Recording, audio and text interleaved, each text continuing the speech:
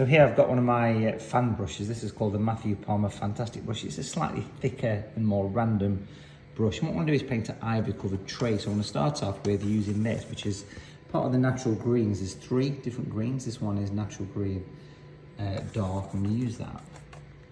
And ivy covered trees is something that you see quite common here in the UK. I don't know about the rest of the world, but you see them, the ivy that's kind of invaded the tree, and they do actually look quite nice. And you sort of put like the little branches going up with the tree, the fan brush there, little branches sneaking up.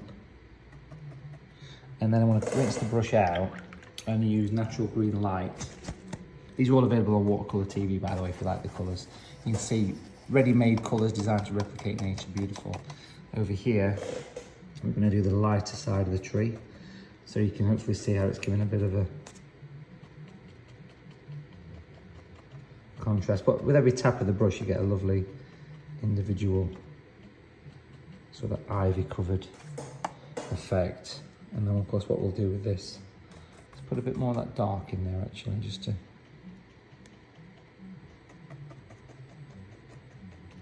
what we'll do then is we'll put that brush away, and we're going to use a size 6 round brush. Again, this is called the Matthew Palmer Super Point. I'm going to use natural brown here, but mix it with a bit of natural grey. I've got a full range of my own natural watercolours. And for this, we're going to start to put the branch out here. So we'll start here. I'm going to go up. Just get a nice fine brush for this. And I'm going to work it in quite nicely. As much or as little detail as you want for this very quick exercise, just to show you the ropes, really.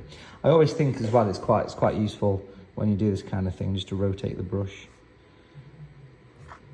But a springtime ivy covered tree is something that's quite nice. I've got another brush here which is called the Matthew Palmer's Branch and Detail brush, lovely pointy tipped brush. I'm going to use that, and this is great, of course, for putting the real fine branches on. These are lovely things because it's like a rigger brush that's got a lot of detail on the actual.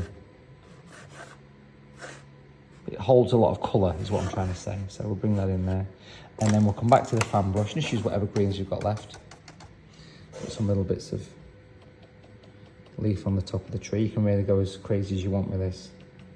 Keep adding a little bit of leaf there. And then even just a little bit of a landscape to finish off, and that's made a nice looking ivy covered tree.